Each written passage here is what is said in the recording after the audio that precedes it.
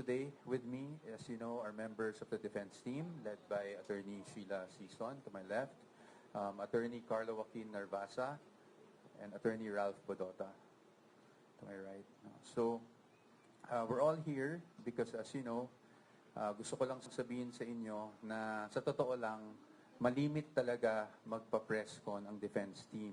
Kahit last year, nung unang round ng impeachment, kung mapapansin nyo, hindi talaga kami nagpapa-press con because as much as possible, we do not want everything to be like a trial by publicity. No? We do not want to litigate through the media. So it's just with developments yesterday, I believe there are so many media queries that are sent to me all night. So minarapat na namin na sagutin kayo kahit generally lang dahil syempre, no, as you know, we cannot disclose fully our legal strategy. And as we said, hindi naman kami yung tipo ng mga abogado na gustong nakikipagdebate sa media. We would rather do this through the processes, no? And probably even in the impeachment court kung umabot doon. So yesterday, alam naman natin yung mga naging issues. It's the SALN, no? And then of course the AMLAC or AMLC report, and then all the others pa like yung SEC, BIR, and all that. So ang main focus naman kasi, and of course the testimony of former Senator Trillanes, no? So mirapat lang namin na sagutin yon sa inyo.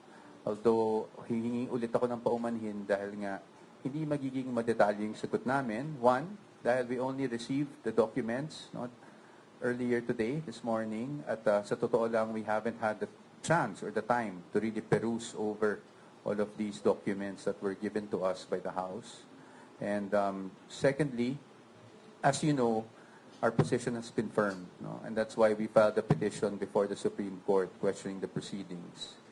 And thirdly, it's because kailangan malinaw sa atin kung ano ba talaga ang sakop ng isang impeachable offense. Diba? Very clear naman po sa Sara Duterte versus House of Representatives, yung huling desisyon ng ating Supreme Court ng impeachable offense only refers to offenses allegedly committed while the impeachable officer is occupying that impeachable office. So we're talking about 2022 to present.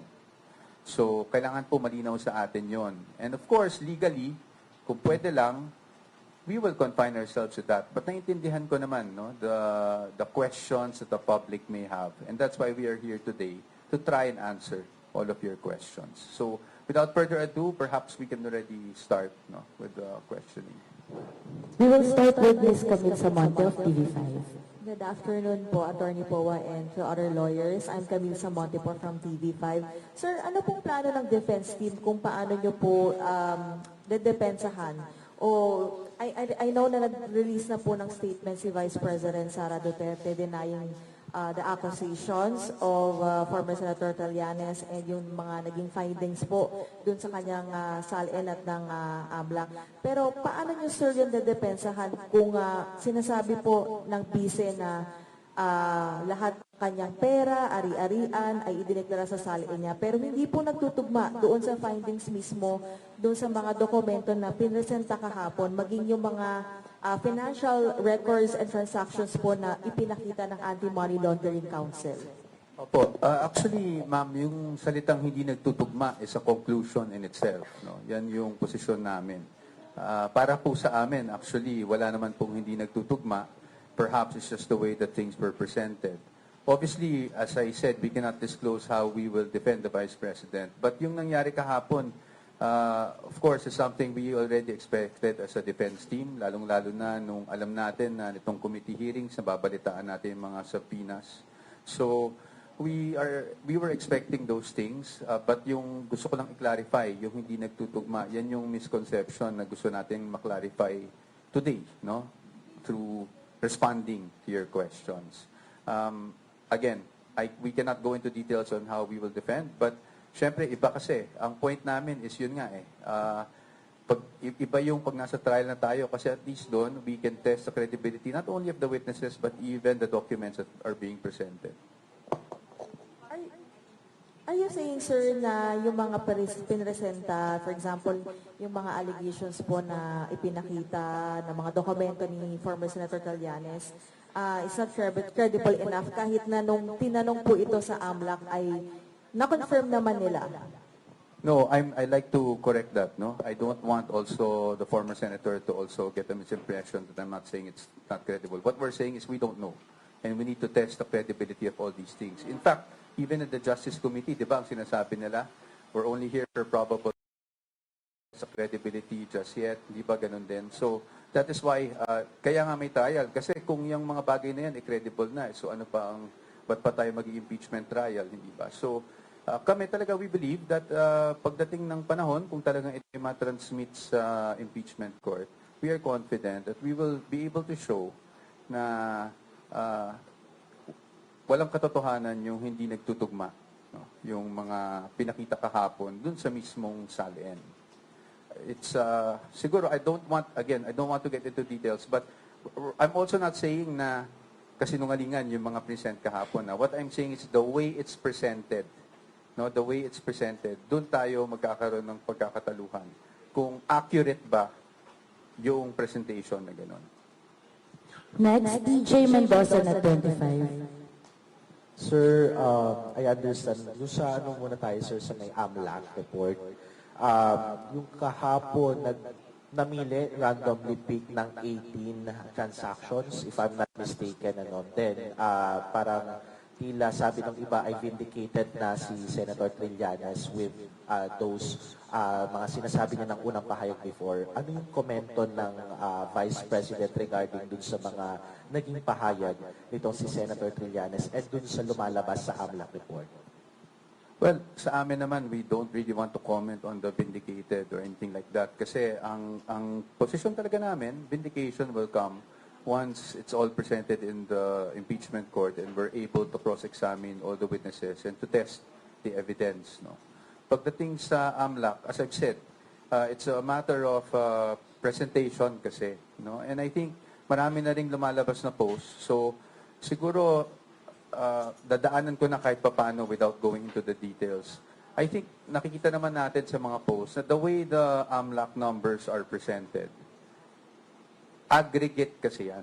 Ibig sabihin, lahat ng withdrawals mo, lahat ng deposits mo, pagdating sa inflow and outflow, pinagsama-sama. So, simplihan ko lang. Meron akong 1,000 pesos. Dineposit ko. Withdraw ko. Diba? Ang lalabas sa total transactions mo, 2,000 na. Pero actually, ang nasa bangko mo, 0 na. Diba? So, ganun kasimple, no? Now, and so, kaya sinasabi namin, na, again, hindi ko sinasabing maling AMLAC. I want to show due respect naman to AMLAC. But the way that AMLAC data is normally presented is that it is an aggregate of all transactions. Siguro, balikan natin yung 2017. Di ba, nagkaroon ng issue na dyan noon. At in fact, AMLAC issued an official statement saying na hindi accurate yung accounts in terms of account balances or what is actually inside the bank account of a person. Kasi aggregate yung ginagawang number. So lahat ng inflows dyan, lahat ng outflows dyan, ina-add up lang. Kaya may tendency talaga na maging bloated, no, yung figures. Kahapon rin may napag-usapan na edi inet na lang natin, diba? Outflows, inflows minus outflows or outflows minus inflows net. So, yun pa rin yun. Nakikita ko yung point nun, no? And with due respect dun sa mga nag-raise, nakikita ko yung point. But our point naman is, kung bloated na yung outflow mo, tsaka bloated na yung inflow mo, edi bloated din yung net, di ba? So, dun na kami pinanggagalingan. Again, I don't want to go into the details na. But, para lang maintindihan ng taong bayan, na ganun kasi the way it's presented. Ina-add lahat ng deposits, ina-add lahat ng pumasok bali sa account mo, ina-add lahat ng lumabas. But it is not determinative or conclusive as to magkano ba talaga yung nasa loob ng account. And we are talking about transactions that span over 18 years, if I'm not mistaken. Over 18 years. So, yun ang magiging, talagang para sa amin, it's bloated talaga ang number. Sir, dapat bang pag-usapan pa sa impeachment yung SALN ni VP Sara nung mga panahon na Vice Mayor and Mayor siya? Of course, para sa amin, hindi.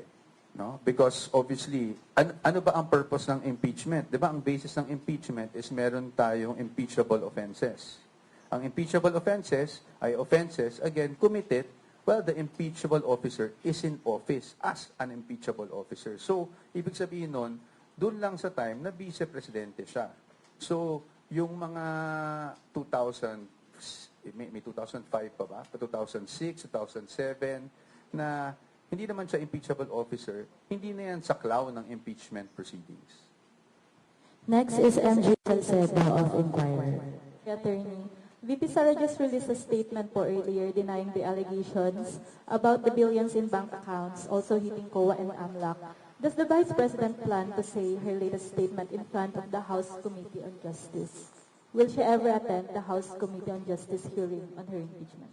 Again, her attendance or should I say non-attendance is based on the position of the defense, no, regarding the jurisdiction or the lack thereof in terms of the type or the nature of proceedings that are being conducted. So, pagdating naman dyan, I think kaya nga sinapubliko na lang niya yung statement niya. Pero hindi ibig sabihin nito na ayaw rumisponde o sumagot ng ating vice-presidente sa paratang. Parati namin sinasabi, alam ko medyo gasgas na siguro, tingnan natin yung appropriate forum. Pero naniniwala naman kasi talaga kami na kung talagang aakyat ito sa Senate impeachment, makikita nyo yung sagot ng defense sa lahat ng paratang na ito. Bella Carriazo, The Philippine Star. Good afternoon po. Earlier, nag-interview si Congresswoman Leila De Lima and ang sabi niya, yung 6.7 billion na dinisclose ng AMLAC, pwede daw mag-constitute as ill-gotten wealth kay Vice President. Ano po yung reaction niya dito? Well, I respect Congresswoman De Lima, former Senator De Lima, and she's entitled to her opinion. No? Sa amin naman, ang plano lang namin is to show why those numbers are actually inaccurate. And second question And po. si Attorney Sheila would like to also add on to that.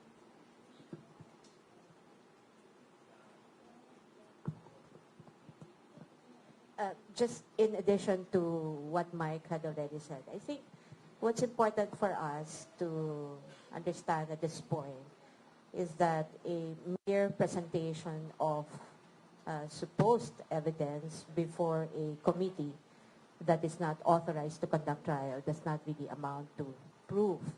And the reason for that is really simple. It's because every evidence, whether it's something that you present in an ordinary case or in this case in an impeachment proceeding, must still survive scrutiny. And when does that happen? When does scrutiny happen? It happens only in a proper trial before a tribunal or a body that has jurisdiction to conduct trial. And that is something that the defense has been very clear from the very start. The reason why we had already stated that we will not be able to participate in a proceeding that we think is unconstitutional and goes beyond the powers that have clearly been identified by the Constitution to belong not in the House of Representatives or any of its committees, but in the Senate alone. Second question po. Sabi kanina din ni Congresswoman Luistro, April 29, ang papatawag nilong yung NBI chief si Matibag. And then nasabi niya, yun na lang ang last hearing para magbotohan para dun sa impeachment ni VP. So, ina-expect niyo po ba na aakyat na ito sa Senate at may numbers ang mga nagsusulong dito? And considering po na wala pong TRO kayo na nakuha sa Supreme Court. Thank you. Opo, medyo marami po yung tanong, no? But first and foremost, I don't want to preempt the vote of the Committee on Justice pagdating sa finding of probable cause na gagawin nilang botohan. Secondly, I also don't want to preempt the House itself. Diba? Bigyan naman natin ng respeto yung House. Tingnan na lang natin. Pero ang defense team, ready kami sa kung ano man mangyari. Like we've been saying, no, last year, we have been preparing for trial na dahil kahit nag-file tayo ng petition sa Supreme Court, hindi din naman natin alam kung ano yung magiging desisyon nun. So we were preparing. And until today, we are still preparing. So ano na lang po tayo, no? I don't want to preempt, I don't want to speculate kung may boto man o walang House. I think it's best directed to the House members themselves. Pero kami, we're just ready for any eventuality. Next is Red Mendoza from Manila Times. Hi po. Good afternoon po, attorneys. Merong of course nagsabi po my first question is, nagsabi po si Congressman Benny Abante kahapon sa hearing kahapon na the only way for the Vice President to answer the allegations is to face the impeachment court.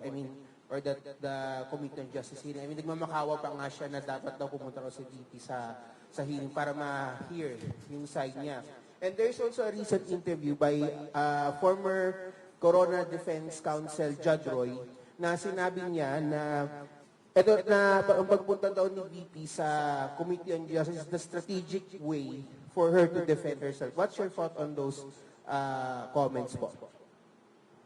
Well, as to yung strategic way or not, I think our position has been very clear. It's about jurisdiction to conduct the proceedings that we feel are already bordering on trial, no? If not trial itself. So yun naman talaga yun. It wasn't really anything strategic. It was really something we had to file based as lawyers dun sa nakikita naming developments. Ngayon, pagdating naman po doon sa pagsagot, like Attorney Sheila said, scrutiny can only be had when we are also allowed to test the evidence, present our side, and that will be the impeachment court in the Senate. Dagdag ko lang, no? While I respect the opinion of Representative Abante, I think he also knows, I'm certain that he is aware na ang tamang venue o ang tamang panahon para mag-conduct ng trial o para sagutin at magbigay kami ng ebidensya ang Vice Presidente ay hindi sa Committee on Justice. Ito ay before the impeachment court. Ibig sabihin sa Senado. Hindi naman ito I think this is something important that we all need to understand. Hindi maaari na sinasabi lang natin, dapat dito kayo sa komite, dito kayo sa komite. Kasi kailangan lang natin basahin ng konstitusyon. Sino ba ang impeachment court? Ito ba ang Committee on Justice? Hindi. Ito ba ang House of Representatives? Hindi rin. So sino? According to the Constitution, ang impeachment court, if that even will be constituted, ay ang Senado. So, ang ibig kong sabihin, the defense and the Vice President are ready to respond in detail, again, before the proper forum, and during a fair trial. Last na lang po on my end. Ito po, naungkat din po ito dun sa hearings, yung sinasabing return, yung papabalik ng mga sinasabing confidential funds na according to sa Commission Auditor. But what's your take po doon? Ano pong reaction po ng defense team sa paglalabas ng mga dokumento na ito regarding sa confidential funds? Thank you, Red. I think you're referring to the decision of the Commission proper. I'll be very candid. Nandun ako sa hearing na yun di ba? Kung napapansin nyo, sumisilip nga ako sa phone ni Attorney Camora. Kasi nagulat ako, the Office of the Vice President or the persons that are accountable, allegedly doon sa ND, hindi pa sila naserban ng copy ng ND bago in-announce yung decision na yon. In fact, hanggang ngayon, wala pa rin kaming natatanggap. Ang natatanggap pa lang namin ay syempre yung galing sa House na binibigay nila sa amin. Pero yung mismong from COA itself, and I keep on checking with the accountable officers named in that decision, kung nakuha na nila, or kami bilang councils, wala pa rin kami natatanggap actually. Ngayon, pagdating sa restitution, hindi pa po panahon para pag-usapan ang restitution because hindi pa po final yung decision na yan. Let me clarify that. After a decision is rendered by the commission proper that is adverse, in this case, to the accountable officers of the OVP, meron pa pong 30-day period within which we can file an MR or we can, or actually, upon denial of the MR or motion for reconsideration, we will go up to the Supreme Court based on Rule 64 of the Rules of Court. At yan po ay nasa COA rules mismo. So we just wanted to clarify para lang klaro tayo lahat dito. The Commission proper has decided, yes, wala pa kaming kopya. And secondly, hindi pa po final yan dahil may remedies pa po ang mga officials ng OVP. Again, motion for reconsideration within 30 days. And then, upon denial, kung ano man ang balanse ng 30-day period na yon, ay maaari pa kaming umakyat sa Supreme Court on Rule 64. At doon lang po sa desisyon ng Supreme Court magiging final itong disallowance na ito. Ms. Marisol Abdurrahman of GMA News. Without necessarily going into details, like how would you explain yung actually medyo nakakagulat?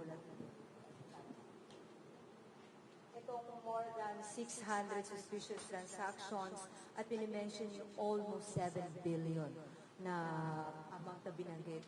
Like, sa part ng defense team, like, without necessarily going into details, like, how would you address yung allegations sa Yes. kahapon? I'll just stick with the facts, no? Kasi nga ayaw nating parang nagdedebate tayo sa media, di ba? So we'll just stick with the facts. Ano po ba ang suspicious transaction report? Ang laman po niyan ay suspicious transactions. Ang ibig po sabihin, suspicious transactions does not equate to any wrongdoing or unlawful activity. Perhaps the bank thought or tagged it as suspicious, so umakyat sa AMLAC, nagkaroon ng suspicious transaction report. Ngayon, hindi naman ibig sabihin nun, illegal na kaagad, or may money laundering na kaagad, or may krimen na kaagad. In fact, magti-trigger lang yon para sa AMLAC na tingnan at kung gusto nilang imbestigahan, at yun po ang nangyari. In fact, kanina, when we were, the legal team and I, the defense team and I were perusing over the documents, wala kasi kaming time so nagbabrowse lang kami. Napansin namin dun sa attachment ng suspicious transaction report, ang naging basis nila for that was media reports on the confidential funds, on the committee hearings, regarding in relation to the confidential funds. So, maaring yon yung nag-trigger sa bank, no? And yun lang yung naging basihan ng bank, kaya nagkaroon ng suspicious transaction report. But, again, I don't want to speculate on that. Yun lang yung nabasa namin. So, wala pa kaming time para bigyan kayo ng full picture. But at least we want that established that a suspicious transaction does not necessarily mean or does not automatically equate to any wrongdoing or any unlawful activity. Pagdating naman po dun sa pangalawang yung tanong na bilyon at sabi nyo nga nakakagulat, marami ring nagulat. Totoo naman po yun, no? Kahit naman sino siguro magagulat kung ganun yung amounts. But again, doon po kami nanggagaling sa how is an AMLAC report presented. Diba? It is the aggregate of all, ang tawag nga nila ay inflows and outflows. So, lahat ng deposit, lahat ng withdrawal, ina-add nilang lahat yon. At least yun yung posisyon namin at pananaw namin o pagkakaintindi namin sa reports ng AMLAC. No? Na ina-add lang nila lahat yun over a span of 18 years. So it doesn't give us a clear picture kung magkano ba talaga yung pera na nasa bangko. Kasi kung meron kang 5,000, 20,000 na dinideposit mo kada buwan, wini-withdraw mo, etc., etc., pag ina-add mo yung lahat over a span of 18 years, talagang magiging malaki yung amount, magiging bloated, no? And that is why we're saying that these things, no, we just have to be very cautious on how we look at it. Again, I'm not saying na mali yung report ng AMLAC, wala kaming sinasabing ganyan. What we're saying is we have to be cautious on how to take those figures that were being given out yesterday. And as you know, the Vice President in her statement already denied all these things na may ganun siyang kalaking pera na pumasok sa kanyang bangko at any point in time. Okay. Sir, the hearing kahapon may mga congressmen na nag-raise ng concern na the committee might be violating laws. Pero as the defense team of the Vice President, you think rights of the committee were violated. If so, ano ang specifically? Ako sa ngayon, if I can be honest with you, hindi ko muna didiretso yung sagutin yan. Of course, we have our own position and you'll know it at the proper time. Attorney, habol ko lang. Nasa kanila po yung box ng BIR. Ay, hindi ko know kasi we understand parang doon sa bubata from BIR to withdraw but the committee refused to do it. So, anong plano po ng defense team kasi they are still in possession of their box? Well, I think it was clear from the BIR's position itself, no? The commissioner during the transmittal even mentioned the confidentiality of all these returns. Specifically, I think Section 270, if I'm not mistaken, of the tax code, no? So, nilatag na naman niya yon, no? And in fact, dun sa transmittal, when we saw it, nakasulat doon, it can be given as long as it's in executive session and by request by Congress and in aid of legislation, which this is not, no? Hindi to in aid of legislation. So, kami naman will just monitor the developments and syempre bilang abogado, kung makikita namin na violate yung rights ng aming kliyente, we will have to do everything to protect, you know, the rights of the Vice President. Attorney Sheila, you wanted to add, no?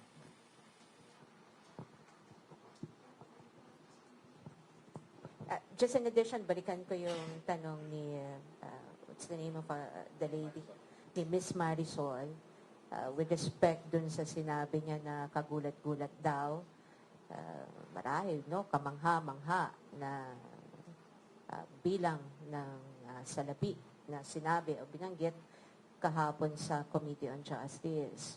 Pero I think what we also need to remember is, despite the alleged amount that were presented yesterday, doon sa sinasabi nila na AMLAC reports, ng SPRs, CDRs, etc.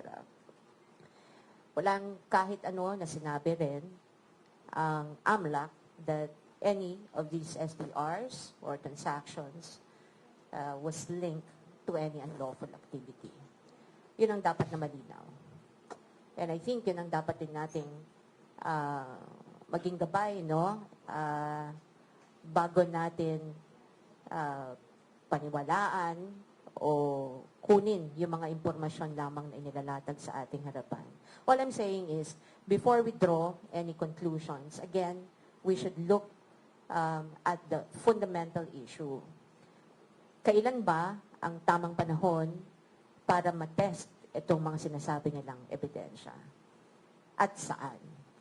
Tamang panahon, during trial, before the impeachment court. And the defense team is ready to respond in detail when that happens. Next is Ms. Victoria Tulad, ABS-CBN. Good afternoon po. Kahapon po lumabas din sa hearing na di umano nakatanggap ng pera si VP Sara and her relatives from a certain Samuel Uy na allegedly ay isa pong drug lord. Comment niyo lang po dito. And does she know Samuel Uy?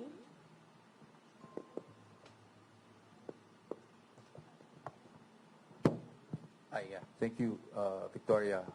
As to her personally knowing Samuel Uy, hindi namin napag-usapan pa. But with, I think it's open, it's public information naman na kaibigan talaga ni PRRD, si Samuel Uy. Now, as to the allegation of him being a drug lord, I think that's, I don't have the facts. That's merely an allegation, no? So we shouldn't conclude anything out of that. Again, unless proven in a court of law, I don't even want to go there and say alleged drug lord. Kawawa rin naman kasi yung tao, no, na nadadama yung pangalan. Pagdating dito sa mga perang na banggit kahapon, I think ang sabi ay manager's check. We have to note that ang nakasabi lang naman is a manager's check was allegedly nagpagawa ng manager's check, allegedly si Sammy Uy, wherein the recipients are the Vice President and ganito and who else.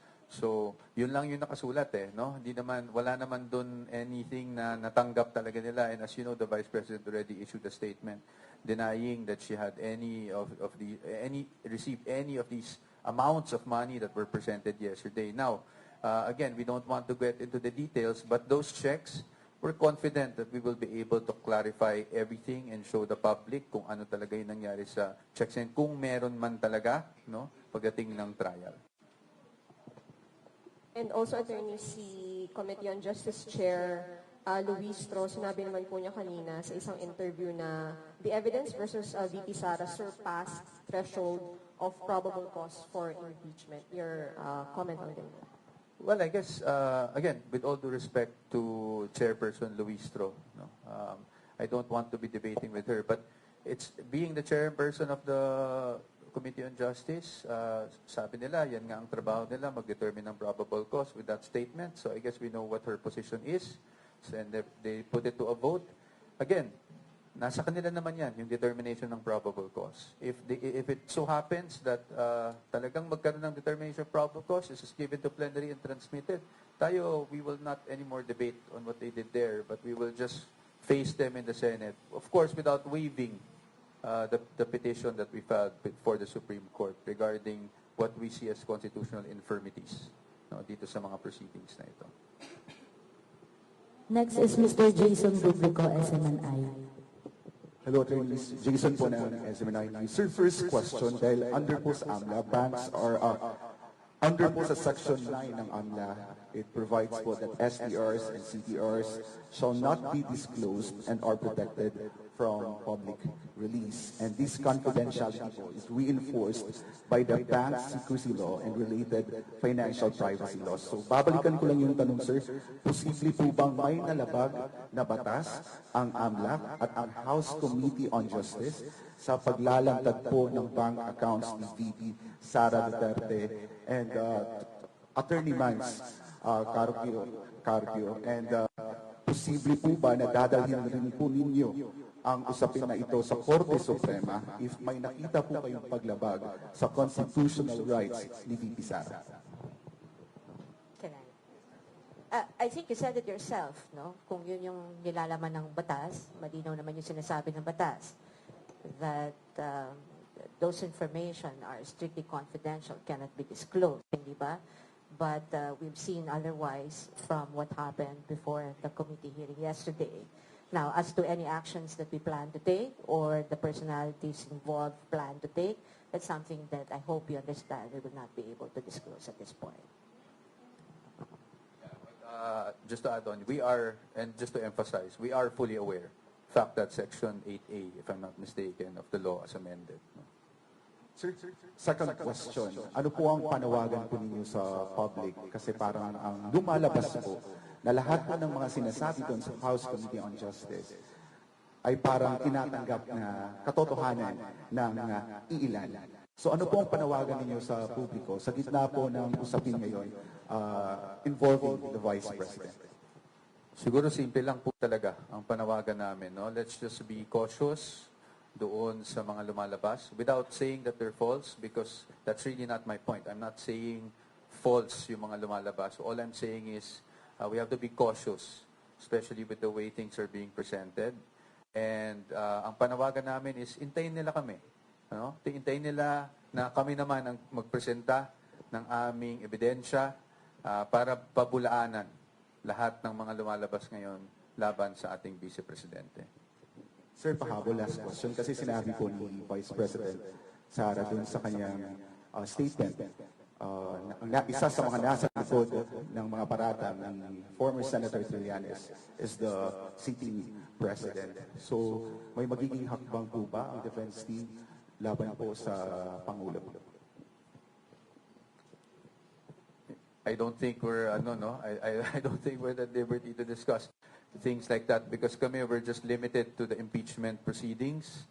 So sa atin di kami magko-komento anything outside, especially of course if it relates to the president. Wala po kaming kinalaman diyan. Kami po ay dito lang po kami sa impeachment nakafocus.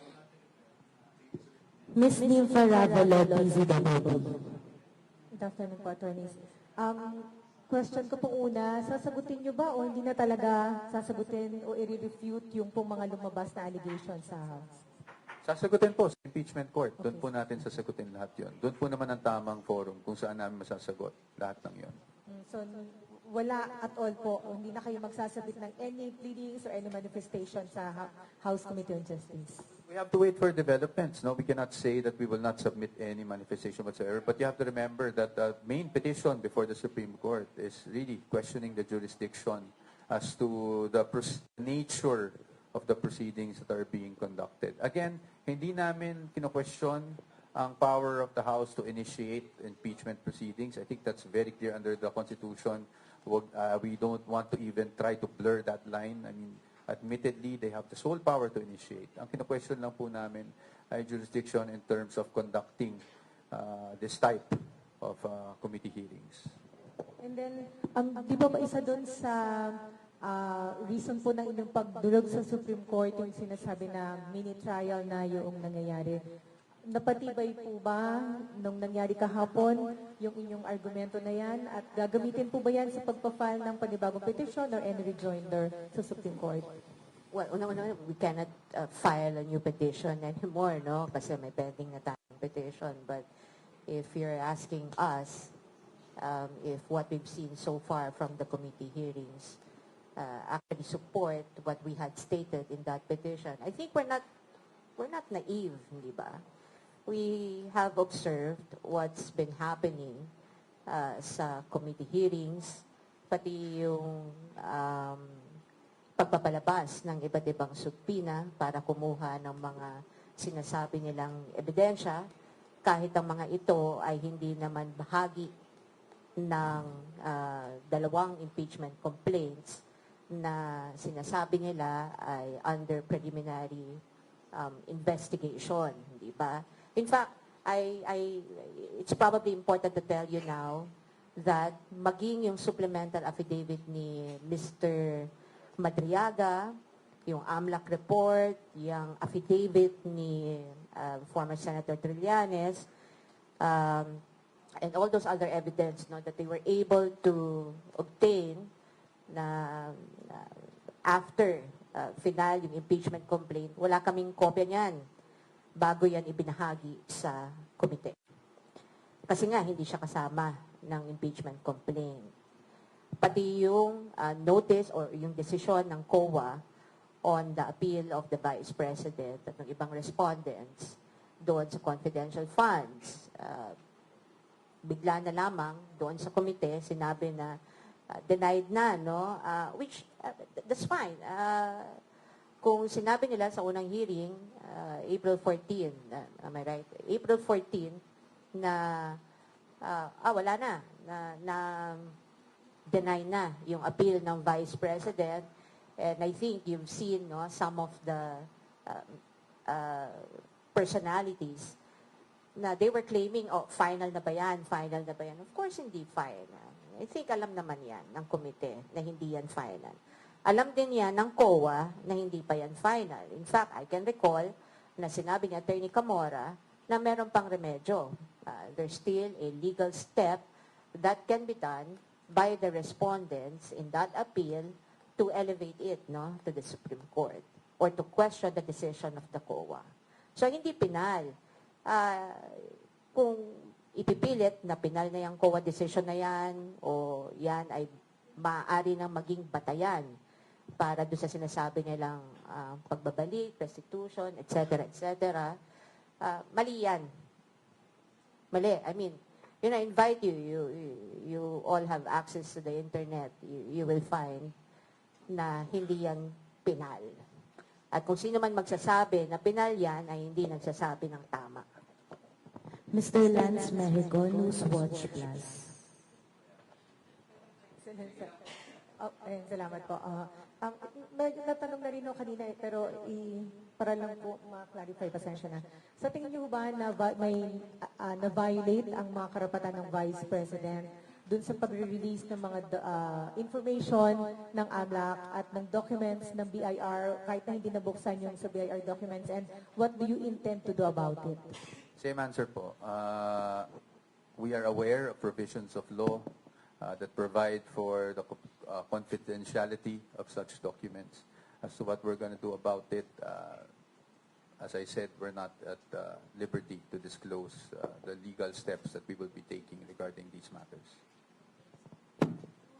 Mr. Lance Mexico, Newswatch. Good afternoon, sir. So, kanina po you've also explained kahit hindi masyadong detalyado na dun sa 6.7, it's probably aggregated, etc.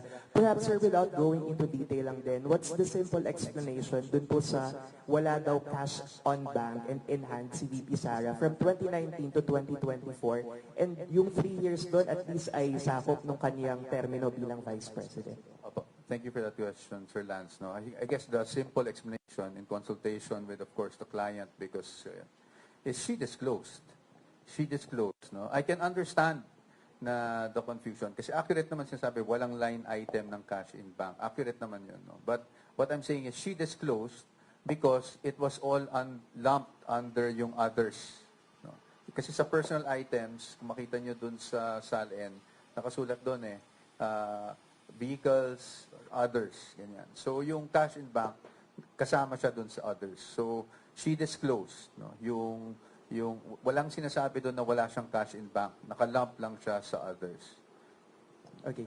Thank you, sir. But I just wanted to clarify kasi baka sabihin parang sinasabi naming mali o sinungaling yung mga House members yesterday. Hindi naman po. Kasi ang sinasabi naman nila is walang line item ng cash in bank. So now we're just clarifying upon consultation with our client na she disclosed all of those actually.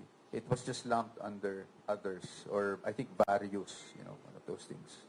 Alright, thank you po for the explanation. Yung isa ko naman pong tanong, you've mentioned, sir, no, na, and si ma'am, sabi niyo hintayin na lang yung publiko na dun sa detailed answer kapag dumating tayo sa trial.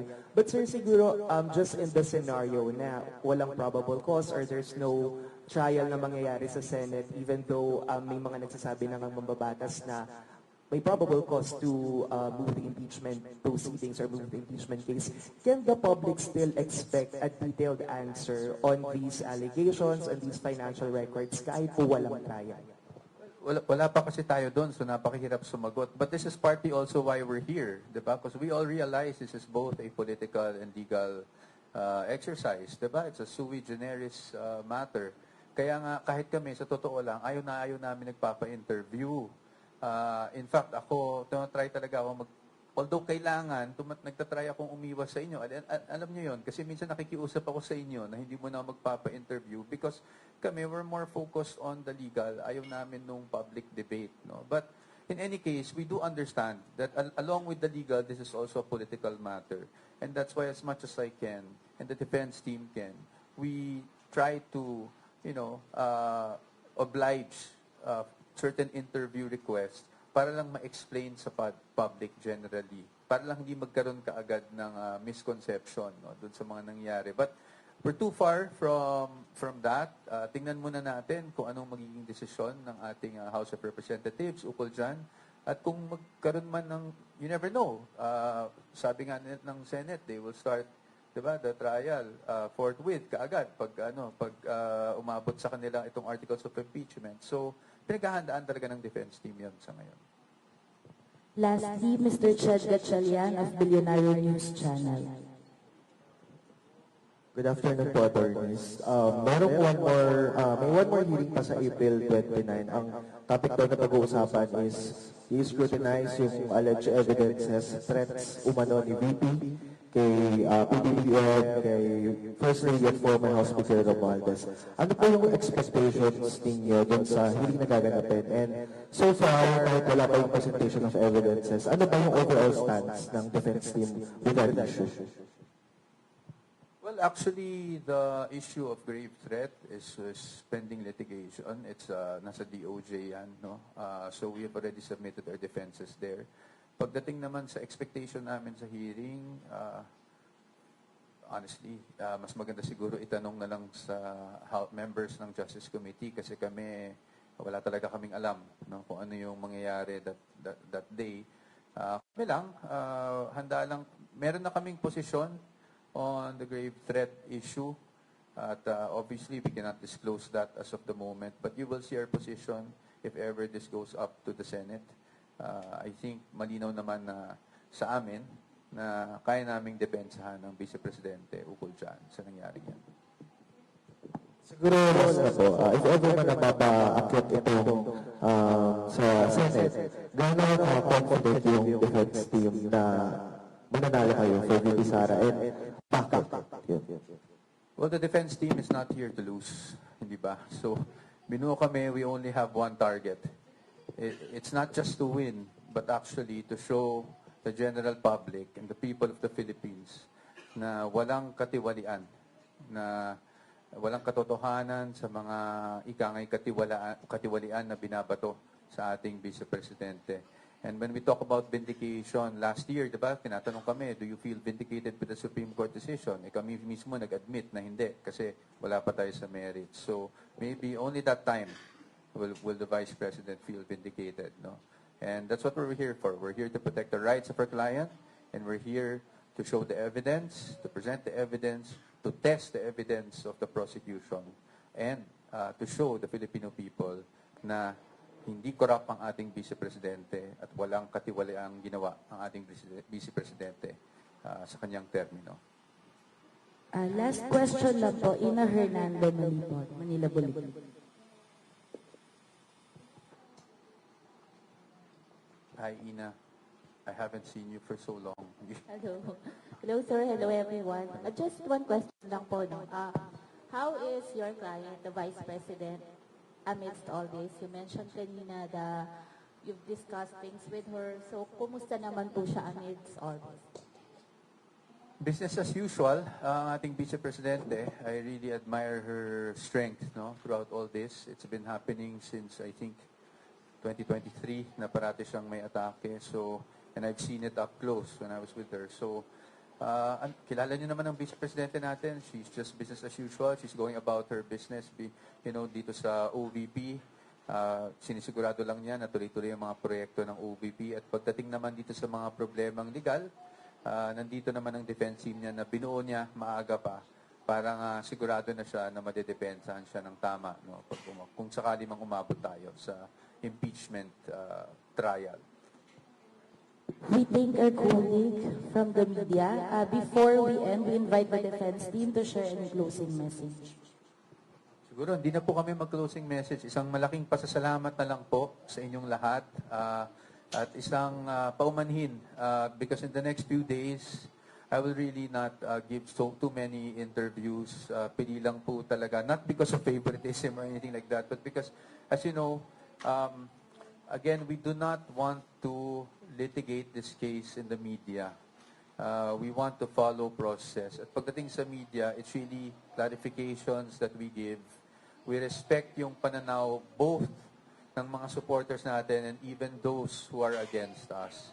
So we don't want to engage in any debate with them. Clarification lang din po yung gagawin ko sa media in the next few days. At anytime naman po na sa tingin namin kailangan talagang may ma-clarify na malaking bagay, we will always be here to give you a press con.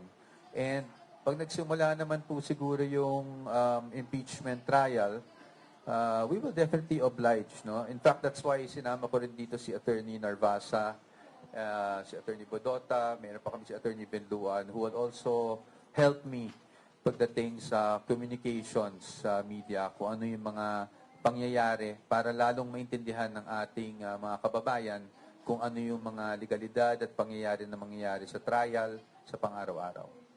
Thank you. Yeah, sige po.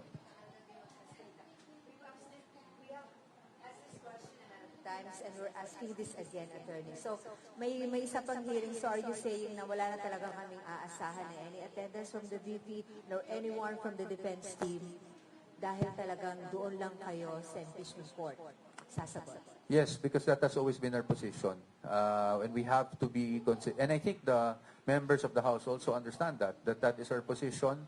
We filed a petition before the Supreme Court and we have to maintain and be consistent with that position. I had to ask kasi the chairman kahapon made an emphasis again na for the second time, ang empty chair lang ang aming kaharap. So, she's still maybe somehow hoping still that, one day, anybody from the team or no less than the VP would appear at the at the Opo, sa amin, that's our position. From the members of the team, again, it's the same Kung pumunta kami doon, it will be inconsistent with our position. And even if it wasn't, wala din naman kaming magagawa doon because, again, our role is only to assist. We are the client, no? We can, or the respondent in this case. We are not even allowed to cross-examine, which is okay because, again, what we're saying is If it does go to trial, let's wait for the trial. Hintayin na lang kami mag-cross-examine so we can unmask, all these witnesses against the Vice President and show you kung ano ba talaga ang nangyari dito sa mga aligasyon na ito. This concludes our press conference. On behalf of the impeachment defense team, we thank you for your time and your cooperation. Good afternoon. Thank you very much. Maraming salamat po sa inyong lahat.